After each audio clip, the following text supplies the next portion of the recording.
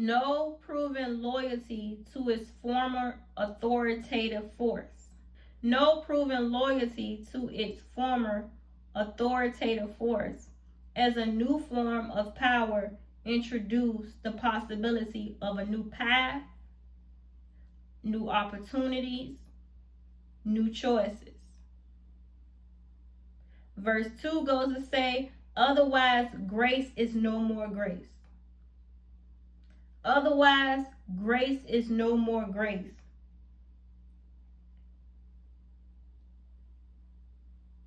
I'm going to say that again for y'all. No proven loyalty to its former, meaning before, former authoritative force. As a new form of power is emerging, is coming into fruition, is materializing, introducing the possibility of a new path, new opportunities, new choices. Verse 2 goes to say, otherwise grace is no more grace. If you choose to still serve what is no longer serving you, then that's ignorance. That's no longer grace. It's only grace when you're operating out of ignorance or unknowingly. When I say ignorance, I mean unknowingly, because you don't know better. So you can't do better. You can't choose better. You can't decide better because you don't know. So you're ignorant to the possibility of what truth exists beyond what you know, or having to do with you being ignorant in regards to what you've been exposed to.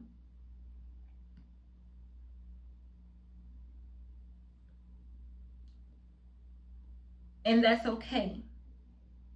Don't get offended.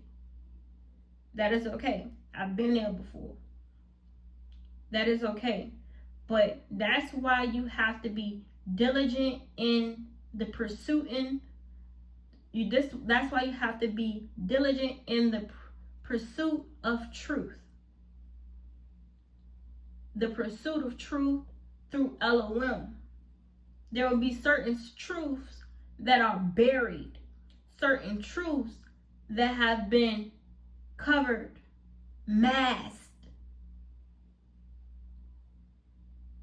in favor of the group that is controlling the subjects, meaning you, us, we, collectively. Until you awaken to this truth and are exposed to other resources and tools and knowledge that goes beyond what you formerly knew before,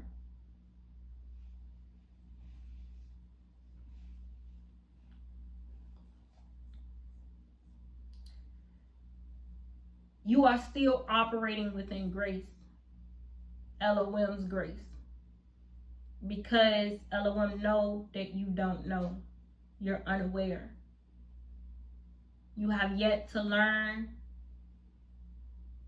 what you needed to learn to go to the next level, the next phase. And that's okay. But be okay with knowing where you are, and stop going around telling people that they're crazy. And stop going around telling people they don't know what they're talking about. Because you have yet to be exposed to that truth. Always take something with a grain of salt, but always have an open mind to listen, because if you ever come to a point in your life where you cross that threshold of truth, where it's then brought to light and exposed to you personally, you won't feel like a fool for telling that other person off and telling them that they don't know what they know, because you have yet to know.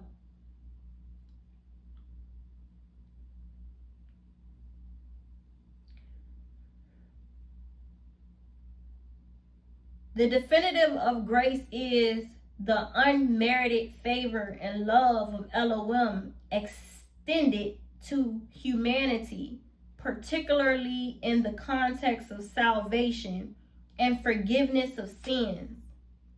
Meaning, it is a free gift given by Elohim, not something earned or deserved by human effort.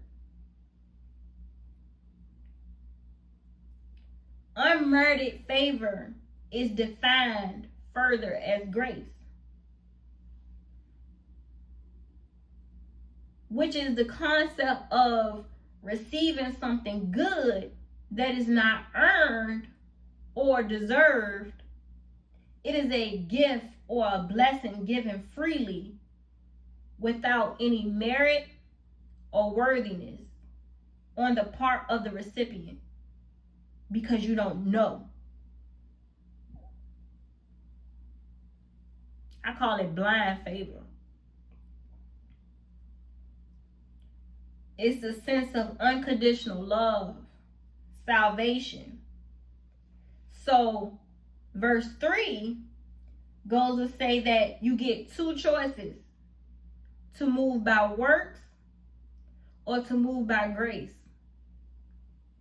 And I want to kind of expound on it a little bit more. So you get two choices: to move by works or to move by grace. To move by works means that you are in knowing of what you're doing, the steps that you're making, the decisions that you're making, the choices that you're making, because you know what you're doing, how you're doing it, and how you're going about it. But I advise, if you are doing these works, that you be in alignment with Elohim, because if you are not, the discipline that comes upon you is much more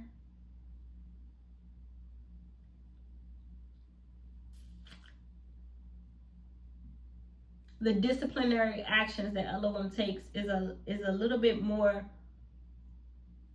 thorough than that of an individual that is working from a place of receiving grace, because they unknowingly, ignorantly, blindly are being led in a different direction because of what they're used to, meaning of what they've been exposed to, didn't give them the resources and the tools to know more, or the fact that they just didn't take the time out to be introduced to the right people, the right places, the right things, in order to be able to have a higher consciousness of self, to understand that what they're doing is not right. It's out of alignment with the laws, the principalities, and the commandments of Elohim.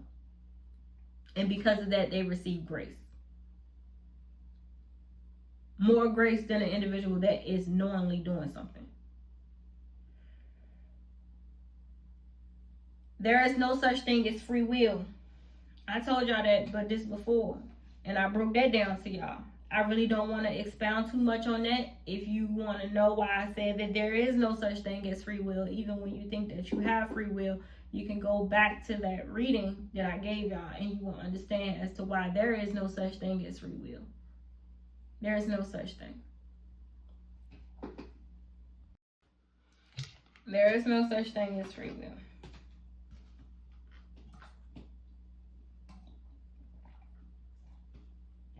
So to read this last scripture and to move on, because this reading is about to be pretty long and it's already kind of late. It's 10:36 on the clock for anybody that need to know. Let's look it up real fast, because anytime it's being said, it's a reason that's so why. Hebrew 10:36. Hebrews 10:36 says you need to preserve so that when you have done the will of Elohim, you will receive what he has promised. Oh, glory to God. Woo! Oh, I can't make it up. Say what time? I can't make it up. I can't make it up. I can't make it up. I can't make it up. Oh Lord, I can't make it up. I can't make it up. 10:36. Hebrews 10:36 says you need to preserve so that when you have done the will of Elohim, you will receive what he has promised.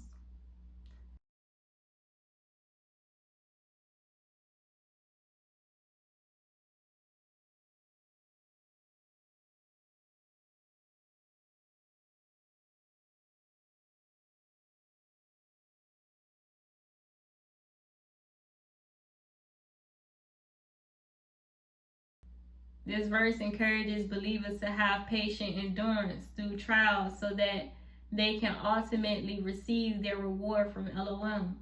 This perseverance is necessary because the Christian life, if most people Christian life, I say because the Christ-like life, Christ consciousness life requires sticking with faith through difficulties to reach the promised blessings.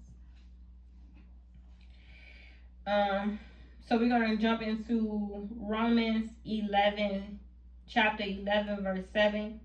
It says that if you move by works and seeketh favor, there is none to be sought. If you move by works and seeketh a favor, there is none to be sought. So if you're doing something in search of a reward, you shall not receive your reward, because works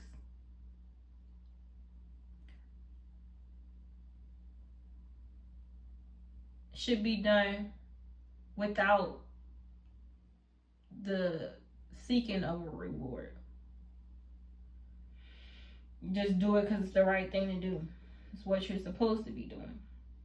If you move by grace and favor has sought you, you seeketh not, for you have all of what you need in abundance and overflow.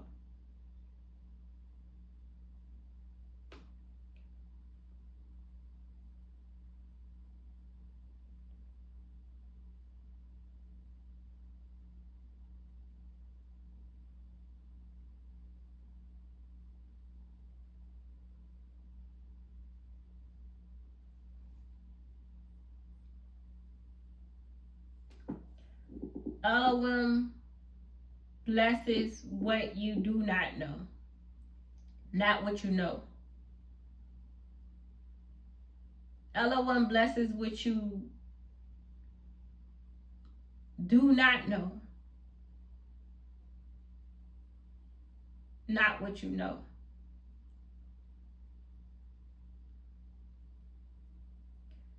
You know to do good deeds. You know that certain actions can bring about certain rewards. You know how karma already is designed and works. What Mother Gaia chooses to give you as the co-creator and bless you in regard to material, monetarily success and reward has nothing to do with the blessings that's bestowed upon you by the Father, by Elohim. That only comes through grace and favor for what you do not know, and for having favor over your life. And it could be because of your deeds, your actions, and the things that you participate and partake in. But it's not because you're looking for it. It's because you do it because you know it already has to be done. And because of that, you're not looking for reward. You're not looking for something in return. You get favor because of that. All right. So I'm gonna just tap on this because I have to do it all. I'm gonna do it all. I just gotta do it all. So I'm ready to speed through this a little bit. We're gonna go into Romans chapter 11 verse 8. The spirit of slumber and unawakened souls. Read it yourself. Romans chapter 11 verse 9. It has to do with self-sabotaging behaviors. Read it yourself. Romans chapter 11 verse 10. It talks about the burdensome path makes the heart weary and the heart faint. Read it yourself. Romans chapter 11 verse 11, and then we're going to cross-reference that with Romans chapter 11 verses 1 through 2 that talks about the covenant with Elohim and his people. Have they stumbled that they fall? Elohim forbid. Have they stumbled? This is Romans 11:11. Something about to happen in your life, and you're going to be unexpected of what's about to happen. But when it happens, you're going to be joyful that it has happened. There may be some things that may take place that may have you weary because of so much that has transpired and that has happened. But there is always light on the other side. It can take a long time to materialize, to reignite that sense of hope within.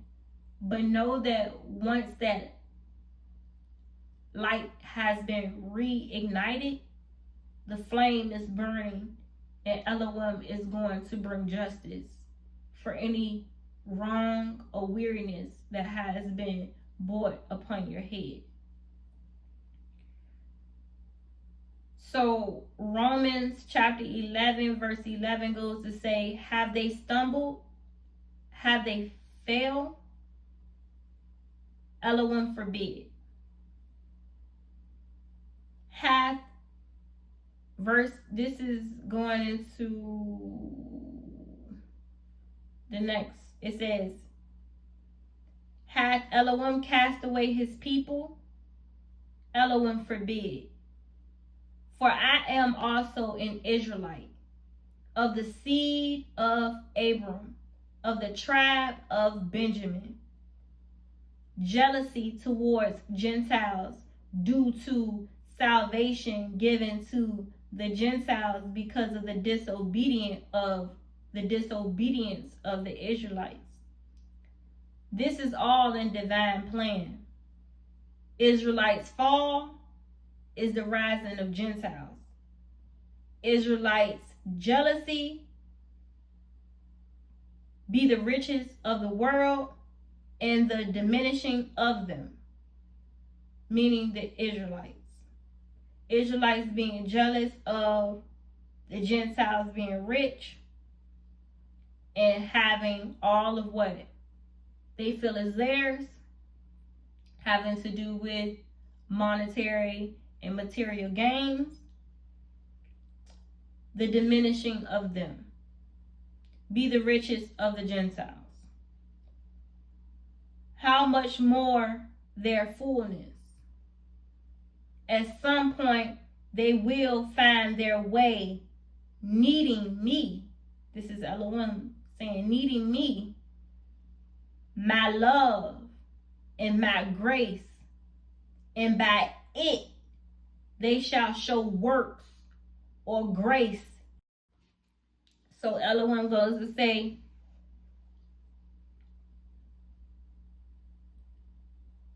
it's all in divine plan. The Israelites fall because of the jealousy of the Israelites against the Gentiles because of their riches, right? Because they feel, how can they have all this material and monetary gain, and they have become greedy, but it's their time to reign. That time shall end too. But in the meantime, this is what Elohim says. How much more their fullness? At some point, they will find their way needing me, my love and my grace, and by it they shall show works, or grace shall be given freely. Either way, my people coming back to me, because this is all in divine plan. Nothing that I do is in vain. Yeah, the Gentiles have the riches, the monetary and material gains, and they do hoard it in excess. They do hoard it in excess. They are very greedy. But to my children, the chosen, the Israelites of the 12 tribes of Israel, I'm talking to you. You know who you are. The Father says, how much is your fullness? Before you begin to realize that you need him. You need him. You need his love. You need his grace. And by it they shall show works, or grace shall be given freely. Going into Romans chapter 11, verses 13 through 15. Listen here. Redemption through grace or through works by manipulation of the heart and the mind and the body, but for the greater good of saving of souls. Elohim wants to save your soul. He don't care about what you want, because of what you see and what you feel brings peace and wholeness, mind, body, and spirit. He knows what you need, and what you need is his love. What you need is his grace.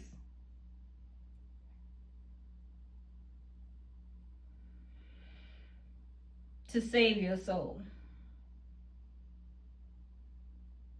Going over to Romans chapter 9, verses 17 through 33. Righteousness of faith and righteousness of law. Righteousness of faith and righteousness of law. Righteousness of law should still seek faith without works of the law. Say it again for y'all. Righteousness of law should still seek faith without works of the law, even when the law is not justifiable in its decisions, in its actions, in its judgment against you. You should still be walking by faith and not by sight, for what you see, what you hear. Because even once they lay down their verdict, Elohim still has the ability to go back and change it. So, righteousness of law should still seek faith without works of the law. Stumbling stone. Stumbling stone. Law based on works, meaning the laws, commandments, and principalities of the Godhead, yet no faith in Elohim, ability to save those who have fallen, stumbled in their walk with Elohim. It is this that reveals that they cannot see Elohim as a supreme creator of all things, because who has the ability to resist the will of the Supreme Father, our Elohim, who creates all things above, below, and beneath? For it is by his will and his will alone that all things shall come to pass. There are a lot of individuals that are at a stumbling stone. They're wrestling with self. They're confused about self. And because of that, they are confused about the Creator. They are confused about what it is that Elohim has the power to do, because they feel all odds are against them. So why should I believe? Why should I hold faith? According to the Most High. But it is through this resistance that one begins to go on a ride of what one would call faith-filled events. That you have no choice but to surrender and accept the grace freely, or to get closer with Elohim, to accept certain things and still show works that are good. Either way, you coming back to the Father. Period. Romans 10 reveals in the first verse, the devil has to buy love. I'm going to say it again. The devil has to buy love. The morning star, which is the planet of Venus. The morning star, Lucifer, is the planet of Venus, y'all. And the planet of Venus has to do with what? What is that a connotation of? What? Beauty, vanity, things that can be seen with the naked eye, observed, experienced through the senses, the five senses of carnality, of self, mind, body, and spirit. What you can see, what you can feel, what you can experience, taste, touch. The devil has to buy your love.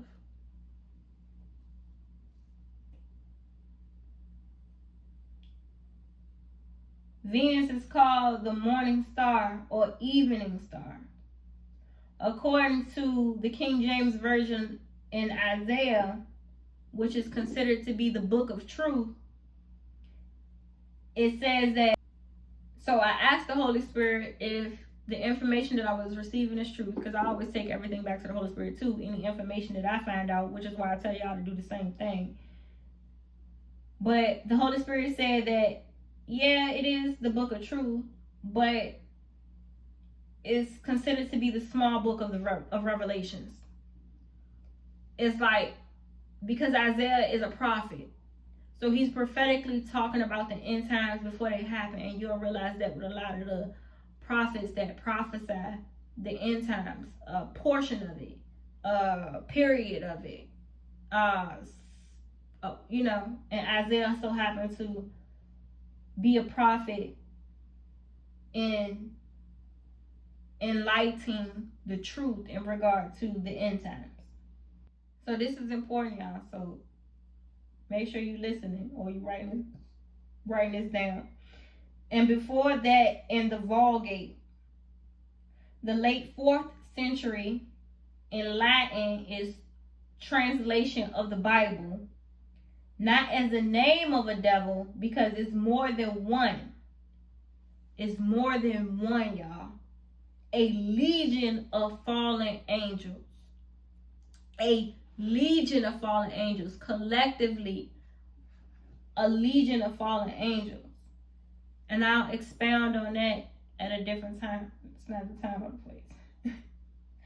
But as the Latin word Lucifer, uncapitalized, meaning the morning star, the planet of Venus, or as an adjective, light bringing. Light bringing. It's a false sense of light. Be careful with the false sense of light. Venus represents love.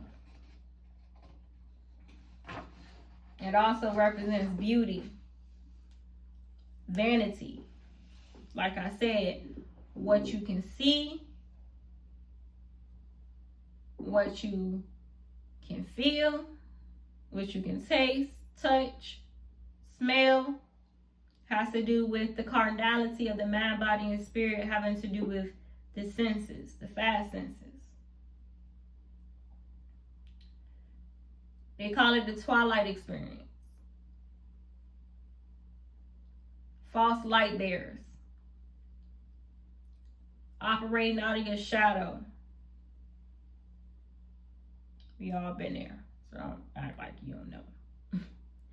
Hence, the planet features heavily in sky mythologies worldwide. And this is where we begin to transition. Remember, I told you, as above, so below. As above, so below. Whatever y'all see happening in the physicality of this world here on Mother Gaia is because it has already happened above in the more spiritual planes and dimensions of the cosmos, the heavens, and so on. To transition more so into astronomical and cosmological practices and information and knowledge that's going to help give you a full perception of the shift and what's happening, because as above, so below. I've given you guys a precept or precepts perception into what's happening below. Now I'm giving you perception and precepts in regards to what's happening above as a reason as to what's being experienced below. And this great shift that's happening is a full 360 rotation of coming back into a holistic nature of mind, body, and spirit to be in alignment with Elohim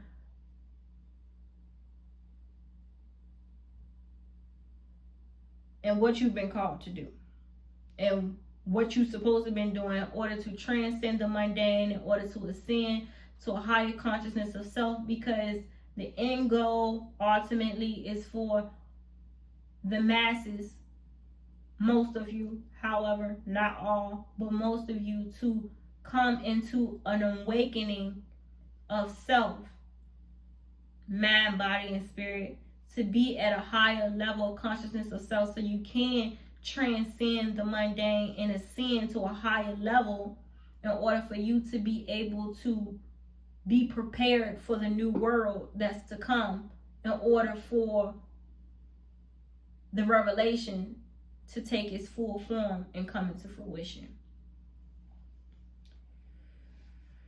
Okay, all right, so let's transition over into the astronomical and the cosmological practices of the shift. The equatorial reference is going to be my encyclopedia of astronomy and a lot of research that I've done outside of that.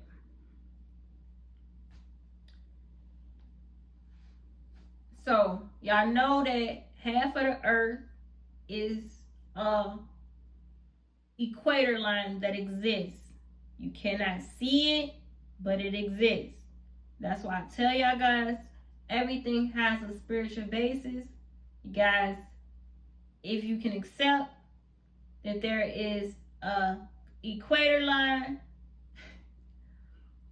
then you guys should be able to accept that there are some things that you cannot visibly see, but you do have the ability to experience it through different senses.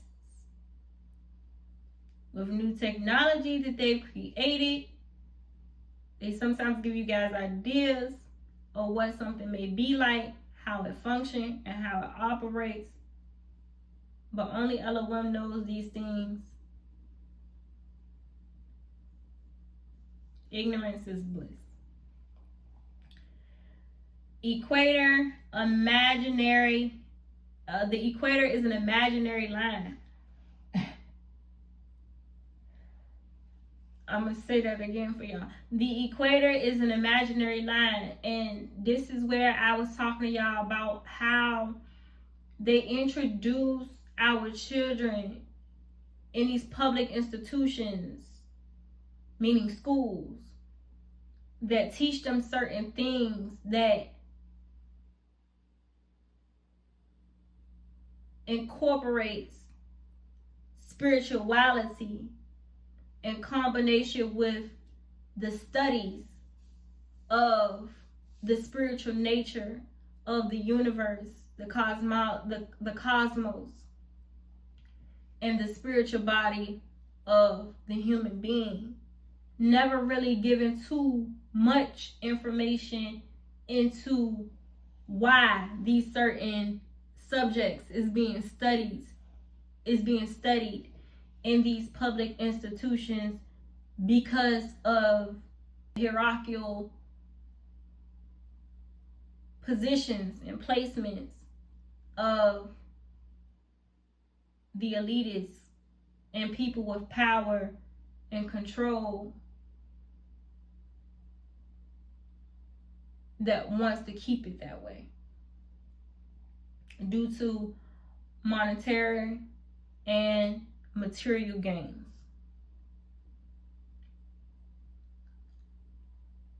I'm not going to talk too much about that because I already talked about that. You want to know more about that? Go into my other reading that I was talking about. But the equator is an imaginary line. So the question is, why is these public and private institutions teaching about something that's imaginary when, based off of what they say, when it comes down to science, everything has to be proven? The equator is an imaginary line that is drawn around the middle of the earth to divide it into the northern and the southern hemispheres. The equator imaginary line is actually a spiritual line that separates the earth in two parts: light and dark. Light being sun in contrast with the fire element, and dark being the moon in contrast with the water element. Let that sink in. Let that sink in for you. I'm going to read it again for you in case you missed it.